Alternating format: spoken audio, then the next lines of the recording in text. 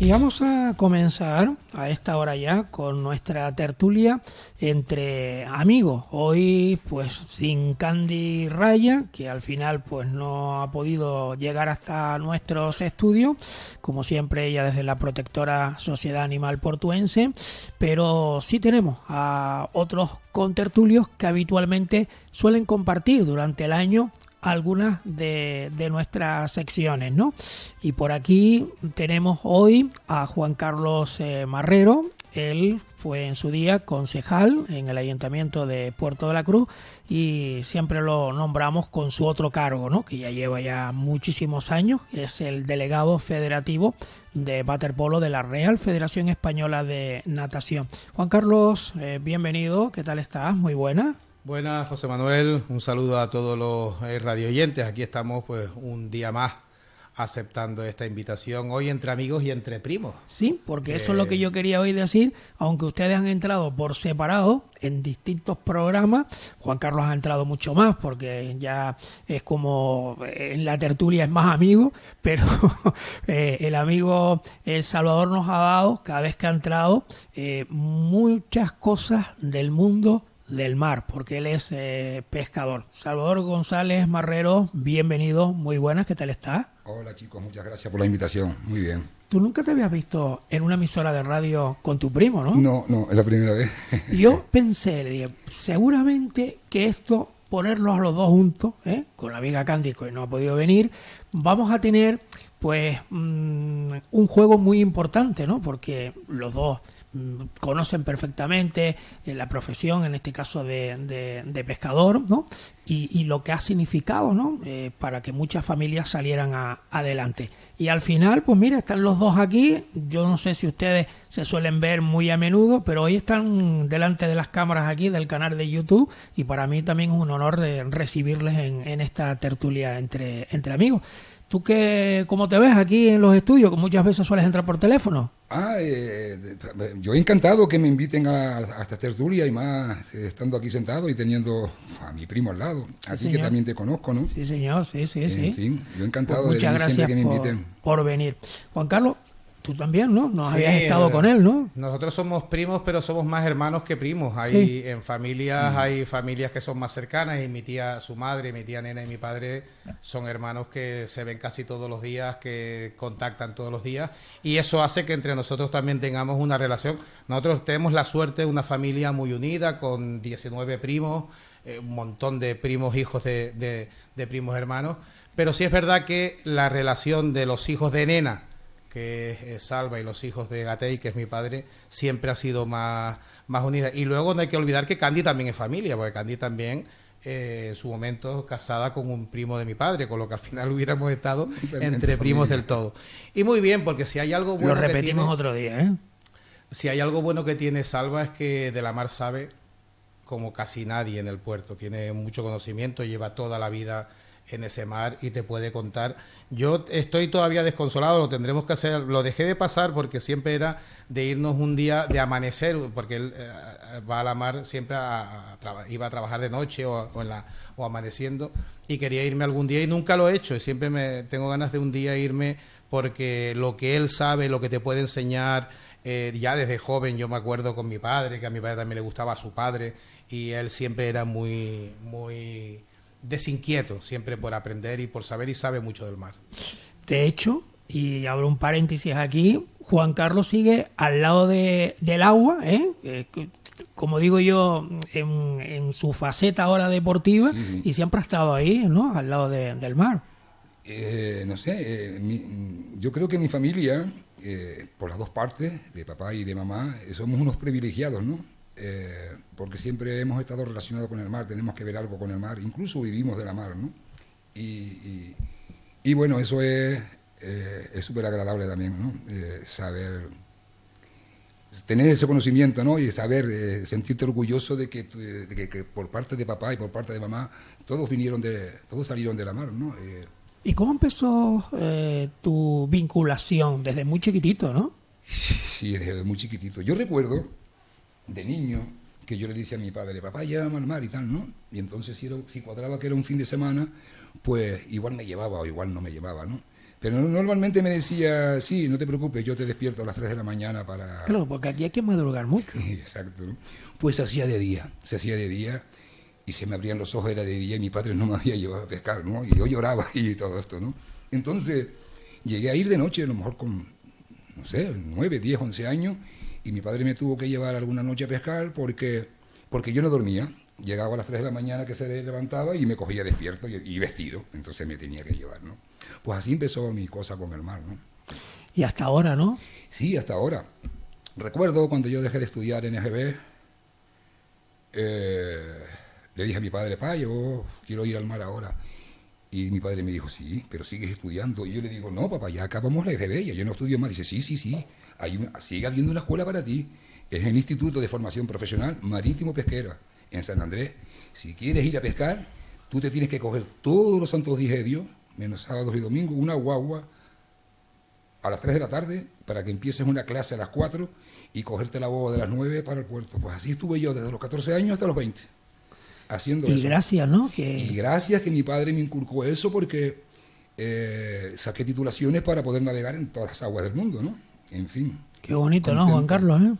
Sí, poder hacer sí, esto, ¿no? bueno, Trabajar luego en lo que a ti te gustaba, ¿no? Que no todo el mundo lo consigue, ¿eh? En eso mi primo y yo somos casi idénticos porque hemos tenido la suerte de trabajar. Primero, hemos tenido la suerte de tener un espejo en quien mirarnos y a través de ese espejo realizar nuestros propios sueños. Él veía siendo pequeño a su padre y quería ir con su padre al mar. Yo veía a mi padre en la natación, en el fútbol, en el deporte y quería hacer lo mismo.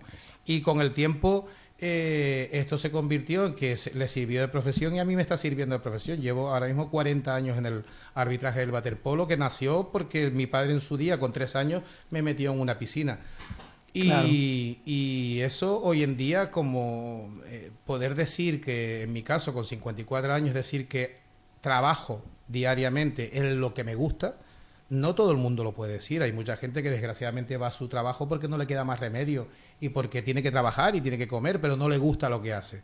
Y de esos hay muchos, ¿no? Salva lo tuvo y lo sigue teniendo y yo lo tengo, que es la suerte de levantarme cada mañana con ilusiones nuevas porque sé que hay muchas cosas por hacer en el waterpolo, en el arbitraje, tengo que dar cursos, tengo que estar en la evaluación semanal de los árbitros que vienen de la península, en la competición y eso que me apasiona desde los 14 años, pues la verdad que es una suerte.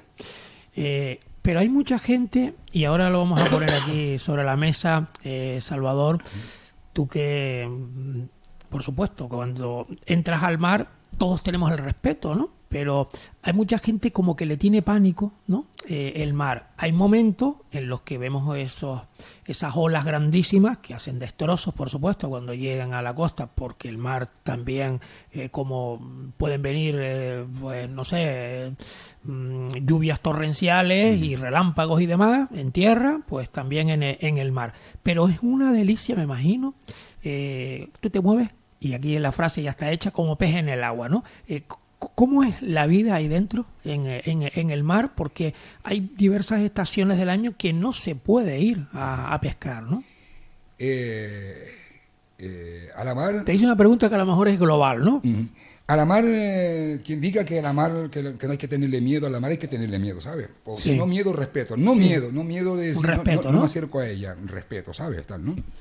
Entonces hay situaciones que son muy desagradables, ¿no? Agonía, lágrimas que te vienen solas porque te la ves chunga, ¿no? Te lo ves muy feo. Y entonces eso le sucede a un pescador en sus inicios. La mar te habla, no es traicionera. La mar te dice lo que va a pasar.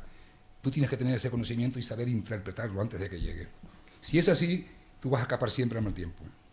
Si vas de valiente, te las vas a ver y te las vas a desear.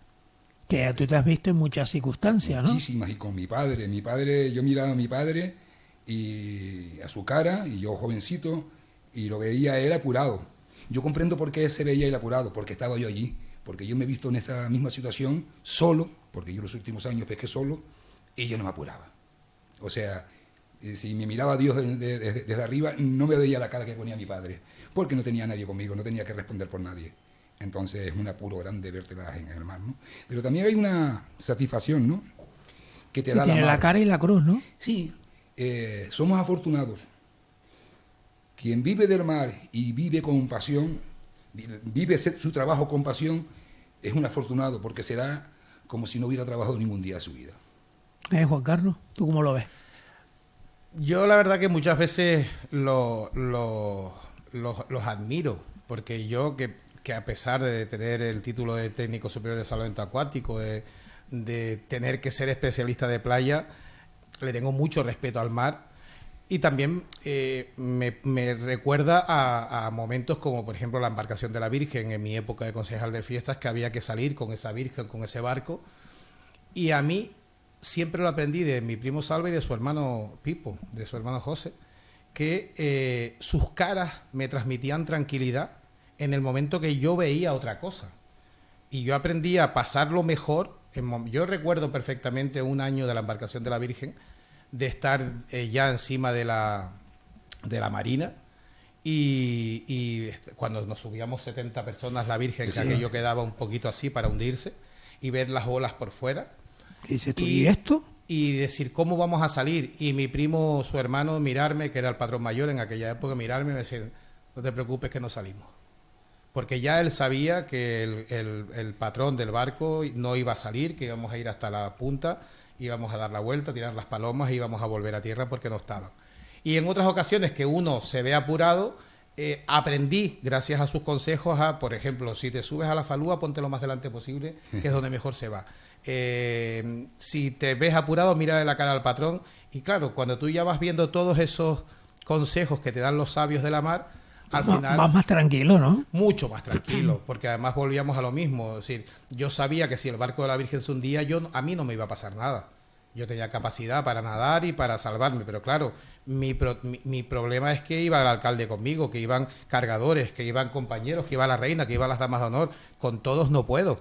Con uno sí lo puedo ayudar, porque tengo capacidad para hacerlo. Entonces, era lo que él decía de cuando su padre se fijaba en él. Pero sí es verdad que en general a la mar hay que tenerle mucho respeto y recuerdo conversaciones de mi abuelo Pepe, de su abuelo, de su padre Abó, que era otro son genios, ¿no? En esa época, sí, ¿no? eran personas. Yo muchas veces en la época de fiestas yo le preguntaba por el tiempo al padre. ¿A vos cómo va? ¿Cómo? No te preocupes. Y ellos sabían cómo venía el tiempo, como dice Salva, que mirando al mar, el mar te hablaba y te decía todo. Y claro, hay que entenderlo, ¿no? Leer entre líneas, como se suele decir, ¿no? Interpretar lo que está sucediendo en el momento. Entonces cuando llegas a esa... Vamos a ver, cuando tú tienes ese conocimiento, cuando ese conocimiento me llegó a mí, me llegó ya, digamos que de viejo, me llegó ya cuando a punto de jubilarme, por decirlo de alguna manera. O sea, que eso es como sacar una carrera y tienes que estudiar tanto. Y cuando llegas al punto que ya tú lo sabes, que ya tienes la lección aprendida, o los exámenes hechos, por decirlo de alguna manera. Claro, echabas la vista atrás y dices, pues si yo hubiese sabido esto hace muchos años hacia atrás, tenía que haber actuado de esta manera. Exacto, ¿no? Entonces, es como todo, ¿no? Es un examen que te pone y lo aprendes y lo apruebas al final. Y bueno, lo aprendí al final. Pues sí. Pero de todas maneras es bonito, ¿no? Tiene su emoción, sí. Tiene sus momentos amargos, no sé si entre comillas, ¿no? Pero mira, hay momentos en los que te pasan muchas cosas porque estás solo y ves tierra lejos, ¿no? Y hay momentos en los que dices que no tienes a nadie con quien hablar, pero hay momentos en los que dices tú, yo soy un privilegiado, por decirlo de alguna manera, porque estoy en este sitio, ¿no? Y no todo el mundo puede venir, ¿no? Yo no... Han sido más los momentos... Recuerdos tendrás muchos. Han sido más los momentos y los recuerdos buenos que malos, claro, tengo que decir, ¿sabes? En la balanza más positivos que negativos. Sí, por supuesto que sí. Pues cuenta alguna anécdota de cosas de estas. Bueno, sí, cosas positivas del mar. Esto, ¿no? Porque antes daba de comer a muchísimas familias. Hoy en día la pesca ya ha pasado como a un segundo plano, por decirlo de alguna manera. Ya no vemos tantas embarcaciones. No sé, Juan Carlos, si tú compartes lo mismo que estoy hablando yo. Yo creo que sucede, en la mar sucede, a los pescadores les sucede que los que se aguantan hasta el final o se jubilan en el mar fueron los que empezaron a ir muy jovencitos al mar. Claro. El mar es como, te digo yo, es parecido a la prisión, por ponerte un ejemplo, ¿no? Pero no una prisión donde solo se come y se duerme. Es una prisión donde se come, se duerme y las otras horas estás picando piedra con un mazo. Por ponerte un ejemplo, ¿no? Es muy duro, ¿no? Y cuando se aprende a llevar todo eso, es fácil. Claro, porque hay meses en los que no pueden salir, no pueden cobrar. Entonces pasa esto, ¿no? Que en el mar, la mar también es un poquito así. Los buenos pescadores no van al mar y a trabajar y sacar el salario de un día. El buen pescador está pensando en sacar 3 salarios, o sea, en sacar 3 jornales en un día, porque piensan en el invierno. Claro. Porque piensan en el invierno, ¿no? Entonces hay pescadores que no saben hacer eso. No saben hacer eso, no saben aguantar el tiempo, no saben aguantar el frío, no aprendieron a pescar, se cansan de pasear en barco y no coger un cabozo, ¿no? Como dijo una vez un concejal del ayuntamiento, pero no coger una cabrilla. Hay pescadores que se van del mar porque no saben vivir de la mar, no aprendieron lo suficiente, porque para vivir del mar, bajo mi punto de vista, tienes que empezar muy temprano. Y con esto de los cambios climáticos, me imagino que habrá momentos en los que ya escasea, ¿no? Y créete una los cosa, pescados, ¿no? Hace como cosa de 6 o 7 años, tal vez más, es muy notable las mareas. La marea alta, la marea en su punto más alto quiere decir que la corriente camina hacia el oeste, lo que nosotros llamamos agua abajo. La marea alta, cuando la marea va subiendo, la corriente tiene que siempre tiene que ir hasta el oeste, hacia el oeste. Cuando la marea va bajando, la corriente cambia y va hacia el este. Y siempre en su punto. Un minuto después que se pasa la marea arriba y empieza la marea abajo, ahí cambia la marea. Hoy te pegas en el mar esperando por esa marea 3 horas, 4 horas, llevándote por los ciclos de la luna y no encuentras la marea en el momento, en el punto que debería de ser. Lo cual significa que las estaciones han cambiado. Están rodadas, cambiadas, ¿no? Eso es como yo lo veo. Y como yo me he pegado 45 años trabajando la intemperie, pues yo creo que tengo razón. Juan Carlos, ¿tú qué opinas?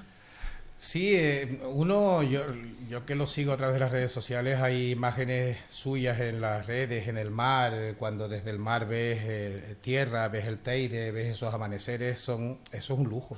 Sí, privilegiado, ¿no? Un privilegio. Desgraciadamente, lo que falta es tradición. Cada día hay menos pescadores, cada día hay menos hijos de pescadores, nietos de pescadores que quieran ser pescadores. Porque en su momento se les veía como es la vida, es decir, en su momento, en los inicios, los que eran pescadores eran todos de la Ranilla y era una zona despectiva. Es decir, la gente rica estaba del muelle para San Telmo, la gente pobre estaba para la Ranilla. Así era.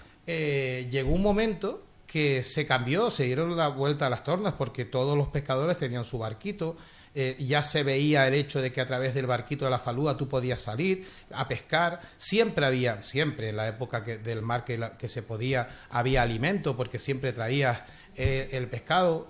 Yo no la conocía a mi abuela, pero mi abuela, nuestra abuela, vendía el pescado, era una pescadera, se ponía el pescado en el cesto y salía. Todo eso que fue peyorativo al principio, en su momento cambió y fue positivo. Ahora la gente lo ve como bonito, pero solamente por un momento. Hay gente que le gusta coger una cañita y irse a pescar. Y como a mí, me gustaría irme una mañana con él y amanecer en el mar, pero no me mandes todas las madrugadas a hacer cosas la vida puntuales. Claro, hacer la vida que ellos hacían, porque muy sacrificada. Mi abuelo la contaba, su padre la contaba, él la cuenta.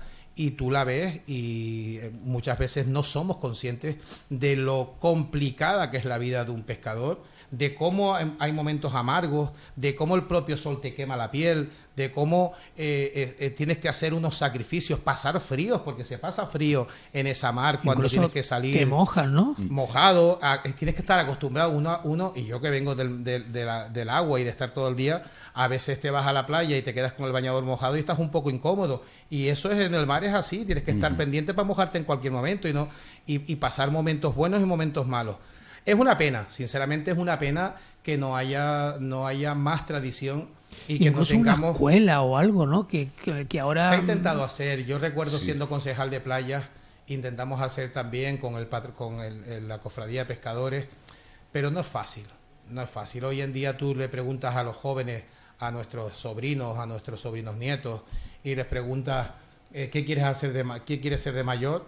y a lo mejor uno, el niño de Chiqui, que le encanta ese será pescador, pescar, ese va a ser pescador, pero lo ves desde pequeñito. Es a lo que yo hacía referencia antes, ¿no? Que si te involucras con algo que te gusta de pequeño y de ahí puedes sacar una profesión, la vas a sacar, ¿sabes? Sí, siempre habrá alguien de 20 exacto. o de 30, uno a lo mejor. Exacto. Ese es el problema, que no hay que tú digas, pues bueno, y nietos, y en nuestro caso, somos todos nietos, somos 19 nietos de pescadores. El único salva. El único pescador. Los otros 18 primos, ninguno hemos sacado la tradición. Sí, todos estamos vinculados al mar, sus hermanos, mis hermanos, casi todos estamos vinculados al mar, a los deportes acuáticos, pero no a la pesca. No nos llama la atención ni trabajar como pescadores, ni porque yo lo repito, siempre me ha gustado el hecho de ver cómo lo hace, de ver un amanecer en el mar, pero no me llama la atención todo lo que él sabe. Me llama a escucharlo, verlo, pero no pasarlo. Quizás, ¿por qué? Por el sacrificio. Claro. Porque uno ahora mismo, quizás con menos años, está dispuesto a más sacrificio. Ahora dice, pues bueno, si la vida me deja estar como estoy bien, tengo mi trabajo y puedo hacerlo. Pero es una pena porque se aprende mucho, se pasan vivencias muy buenas, muy como para importantes. escribir un libro, ¿no? Yo Salva. te digo una cosa, en un principio cuando yo empecé la pesca, iba porque me gustaba, pero ya había mañanas que me costaba levantarme, ¿no? Y que mi madre me tenía que dar dos toquitos, mira que tu padre ya se fue, cosas así, ¿no? Claro. Que me hace risa ahora, ¿no? Pero llegó un momento no tuvieron que pasar muchos años, en que los ojos me hacían así, ¡bah! Se me abrían a las 5:30 de la mañana y yo iba a trabajar con unas ganas, como el que, ¿qué te digo yo? Como el que se sube en un Ferrari a darse un paseíto con una chavala al lado, pues yo iba al mar en ese sentido, ¿sabes? Con ganas, con ilusión, con el buen sentido del humor, con ganas de aprender. A mí me enseñaron mucho. Yo aprendí hasta de tu suegro, Periquín, para descanse. Sí.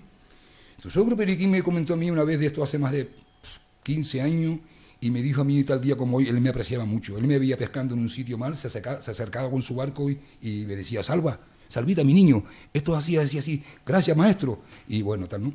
Y una vez tu suegro me dijo, Salvita, cuando yo me jubile, si tú me llevas al mar, yo te enseño todo lo que sé. Y Periquín, y esto era un monstruo a la pesca, la vieja, era un monstruo, igual que mi padre. Tu suegro y mi padre aprendieron del mismo profesor, de mi abuelo Salvador el Bucio. ¿Entiendes? Cuando a mí Periquín me enseñaba una cosa, yo no le decía nada, porque sabía que ya la conocía, pero no le decía nada para que me llevase a otros sitios. Porque yo en la mar, los primeros años, yo iba a pescar a los sitios donde me enseñó mi padre y mi tío Pipo, donde ellos me colocaban. Donde Pero yo hay iba más rincones, ¿no? Exacto, pero después tú solo te empiezas a averiguar. Y esta costa del norte es muy importante, ¿no? Sí, yo pescaba desde Santo Domingo, más o menos, desde Buen Paso hasta lo que llaman La Negra, ¿no? Por debajo de la Quinta, un poquito más pegado para allá, para la zona del Caletón, ¿no? Y toda esa orilla de 20 metros de profundidad hacia la orilla, y eso lo tengo yo todo cartografiado, todas las piedras las tengo en la cabeza, todas Que las piedras. muchos tienen su nombre. Sí, todas tienen su nombre, todos tienen nombre, todas las piedras, todos los pasaderos de vía, todos tienen nombre, le damos los nombres, ¿no? Incluso le pones el que tú quieras, si no te gusta, se lo puedes cambiar si quieres, porque yo iba a pasadero, coño, vamos a ir al pasadero de los locos, y le decíamos el pasadero de los locos, ¿no? Y después iba con otro pescador y le decían, pues nosotros le decimos los muchachos, por ejemplo, porque Sí, sí, sí. ¿no? Pero todo tenía como... Sí, un punto de referencia, sí, ¿no? Era un correlativo, ¿no? Pues sí, es así, ¿no?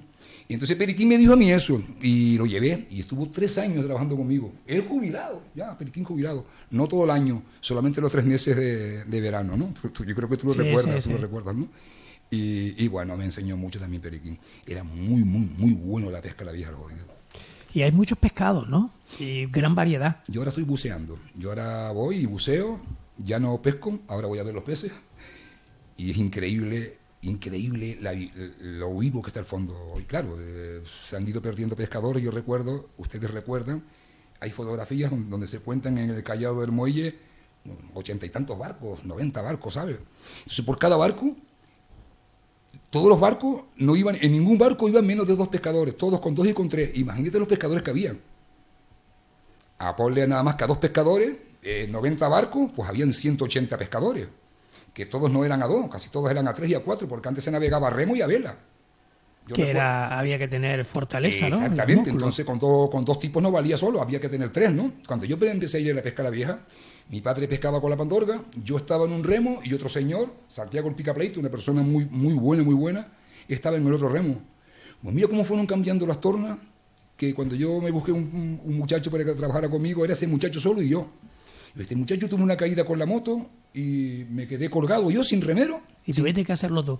Y le puse un motor nuevo al barco, la caja cambio retirada, la palanca cambio por aquí, los gases aquí. Y yo, los últimos 22 años trabajé solo. Lo que antes lo hacían 3 personas, lo estuve haciendo yo 22 años solo. Y me adapté a... Te adaptas, si a ti te gusta una cosa, te adaptas y punto y más nada. Todo lo Cuando que no queda ¿eh? más remedio hay que salir para adelante y hay que tirar para adelante. La verdad que Sí. ahora mismo, ¿cuántos pescadores puede tener el puerto? Ahora mismo yo sigo siendo, yo soy, en la actualidad soy el vicepresidente de la cofradía y te puedo decir con certeza que solamente hay 7 pescadores. 7 pescadores. 7 personas. De más de 200 que llegaron a ver. De esos 7, 2 van diariamente al mar.